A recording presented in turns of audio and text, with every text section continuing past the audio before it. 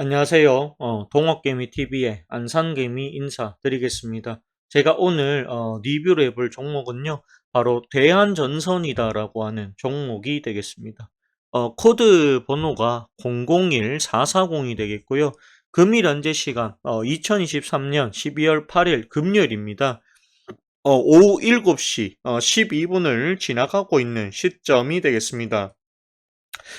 대한전선 같은 경우에는요, 지금, 기관 쪽에서, 매도가 좀 많이 나오고 있습니다. 특히나, 아직도 이 은행의 물량이, 이유는 모르겠습니다. 지속적으로 던져지고 있습니다. 개인적으로 이 은행에서, 얼마만큼의, 물량을 가지고 있길래, 하루가 멀다고 이렇게 매도를 할 수 있는 것인지 잘 이해가 되지 않습니다. 뭐 대한전선이 맡겨놓은 물량이 있는 것인지 그것도 아니면 정말 공매도한 뭐 물량이 남아있던 것인지 그거는 저도 잘 모르겠습니다. 하지만 공매도는 분명히 금지가 되어 있고요. 그럼에도 불구하고 이 은행에서 나오는 물량들 도대체 언제쯤이면 이 은행의 물량들이 줄어들 수 있을까에 대해서는 한 번쯤 우리가 좀 살펴볼 필요성이 있을 것 같습니다.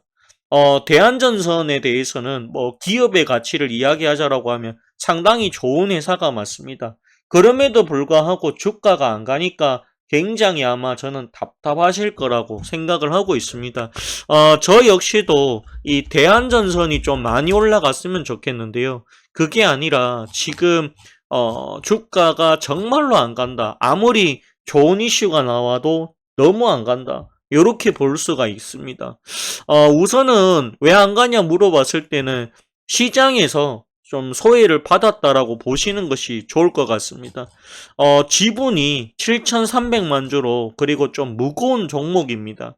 무거운 종목인데 아직까지는 시장에서는 4년 동안 중에서 가장 좋은 실적을 내고 있음에도 불구하고 아직도 이 실적 가지고는 지금 만족할 수 없다. 투자자들은 이렇게 좀 보는 것이 아닐까 그런 생각들이 많이 듭니다. 은행의 물량이 줄어야 됩니다. 그래야지 주가가 올라갑니다.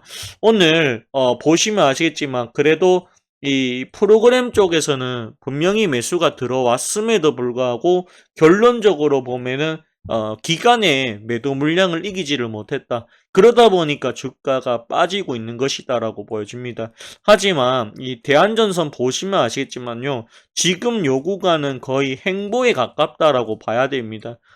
행보할 때가 가장 견디기가 힘들죠. 지루하고 이게 언제 올라갈지를 모르니까 일단은 맞잖아요. 그렇기 때문에 제가 지난주 이제 토요일인가요? 그때 공개 방송을 했을 때 대한전선에 대해서는 추가 매수 의견을 드리지 않는다라고 설명드렸습니다. 이거는 왜냐하면 언제 갈지 솔직히 저도 알 수가 없는 그런 종목이 되어 버렸습니다. 하지만 분명한 것은 이 대한전선의 가치만 따져본다라고 하면 이 대한전선의 가치는 분명히 좋아지고 있다라는 것에 우리는 주목을 해볼 필요성이 있습니다. 그렇게 좀 볼 수가 있고요. 내년에도 대한전선은 상당히 좋을 겁니다. 대한전선의 지분이 인수가 됐는데, 호반산업에 인수가 됐는데, 이 호반산업이 만약에 좀 시장에서 인지도가 있고 상당히 인기가 있는 그룹이었으면 대한전선 이때 굉장히 많이 갔을 거예요. 근데 그러지를 못하고 주가 빠졌다는 것이죠. 이게 상당히 좀 아쉽습니다. 여기 보시면은 오늘 이 코스피죠. 코스피의 지수가 1% 올라갔음에도 불구하고 대한전선 빠졌다는 거예요. 그렇다면 대한전선은 지금 현재 파는 사람들은 누구인가라고 봤을 때 이 은행에서 나오는 물량들 그리고 이 손절매 물량들일 거라고 저는 봅니다. 지금 자리에서는 팔아가지고는 절대로 뭡니까? 수익 난 사람이 없어요. 수익 난 사람이 없다. 기술적으로 수익을 날 수가 없는 회사입니다. 날 수 없는 회사가 아니라 이 수익 난 게 없어요. 차트를 보면 아시겠지만 이게 월봉이죠. 월봉인데 요거는 이제 너무 옛날력이고요. 우리가 이 주봉으로 봤을 때 3,000원짜리가 이때 300원이었죠. 300원짜리가 4,900원까지 갔으니까 이때는 정말 굉장히 무섭게 갔습니다. 그리고 나서 싹 빠져버렸죠. 싹 빠졌습니다. 물론 저도 이 대한전선을 2020년 820원에 추천한 적이 있습니다. 지금 구간에서는 8,200원이었죠. 그리고 나서 5배나 올라간 경험을 해본 적이 있습니다. 근데 이제 그때는 이제 그때고 지금은 요런 상승들이 좀 안 나온다라는 것이죠. 그리고 이 중장기적으로 본다라고 하면 지속적으로 뭡니까? 하락, 올라가도 하락, 올라가도 하락, 하락이 좀 나오고 있습니다. 저점을 계속 깨고 내려가고 있어요. 근데, 제가 봤을 때는 이 정도 빠졌으면 거의 다 빠졌다. 여기서 더 내려갈 자리가 있을까라고 봤을 때는, 없어 보인다라고 생각이 듭니다. 우리가 한 15,000원을 제가 평균 단가로 한번 잡아봤는데요. 제가 봤을 때 15,000원보다도 더 위에 평균 단가 있으신 분들이 저는 꽤 있을 거라고 봅니다.